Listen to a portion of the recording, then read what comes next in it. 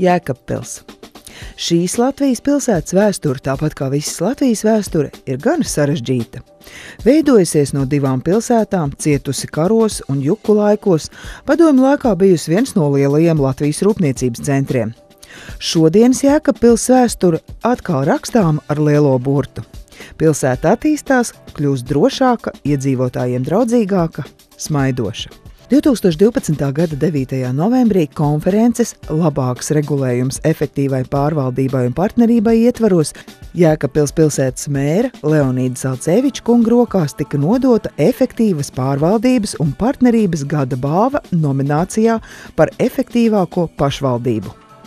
Šī balva laikam ir par to, ka ar maziem finanses resursiem var gūt lielus panākumus.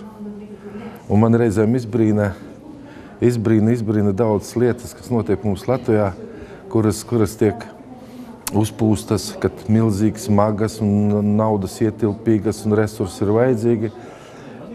Bet mēs drusciņ savādāk uz to lietu skatāmies. Galvenais ir uzstādījums, vēlēšanās un cilvēki, kas to var izdarīt. Un Jēkabpils var lepoties ar ļoti jauniem, inovatīviem darbiniekiem, kas strādā pie ļoti dažādiem inovatīviem produktiem. Un rezultāts ir IT jomā, acīm redzot, mēs esam tiešām līderi Latvijā. Mums ir pagājušā gadā platīna Pele kā inovatīvākā pašvaldība. Mums ir 2007. gadā arī par šīm lietām arī ir Grand Prix un tāda pati lauva. Šogad arī ir lauva. Tas ir jauns izaicinājums, jauniem uzdevumiem. Jēkabpils mainās, un 21. gadsimta sākums Jēkabpils vēsturē ieraksta jaunas attīstības posmu.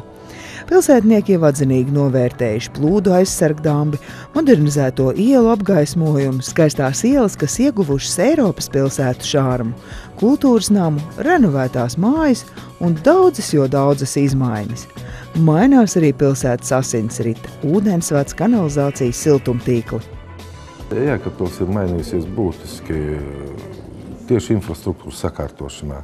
Es galvenais lepojos ar to, ne jau ar tām ieraktējām 10 kilometru caurulēm zeme, bet lepojos pēdējā gadā ar šiem 8 kilometriem sakārtotu ielu, ar tām pieguļošajām ielām, jā, un beidzot mūsu pilsēta izskatās civilizēta Eiropas pilsēta. Protams, darba ir ļoti daudz. Parādījušies uz spēles laukuma jauni cilvēki, teikšu godīgi. Parādījušies jauni cilvēki, un visvairāk man priecē, ka šie jaunie speciālisti, kas ir atnākuši un kas aktīvi darbojas pašvaldībā un organizē daudzas lietas, ir paši jēkabpilieši. Iegūši labas izglītības Rīgā, viens otrs pakļaujies pa pasauli un sapratis, ka nekā labāka nav par savu dzimto Latviju un dzimto Jēkabpili. Un tādi cilvēki mēs viņus gaidām un mēģināsim atrast viņiem pielietojumu, un rezultāts tam visam ir. Nāk jauns izglītot cilvēks ar trakām idejām, pretī ir sirmu galvu, pieredzes bagāta, rutīna tāds kungs vai ierēdnis, kā var saukt, un kopā saliekot šo jaunības trakulību, trakās idejas ar tādu pragmātismu, sanāk labs sendvičs, tā varētu nosaukt, jā. No, tāda lieta.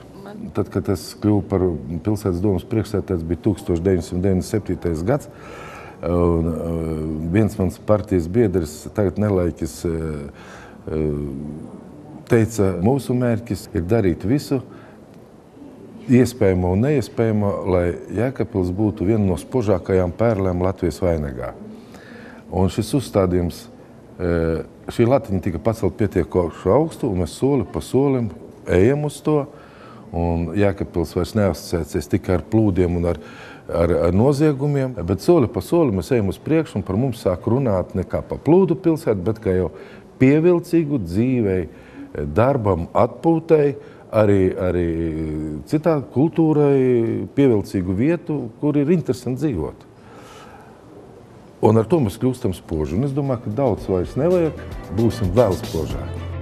Jēkabpils vēsturiski ir veidojusies lielu ceļu krustojumā. Šodien pilsēta aicina ikvienu pie sevis ciemos. Jēkabpils domā gan par savējiem un, protams, mīl arī ciemiņus. Jēkabpils – labo pārmaiņu pilsēta.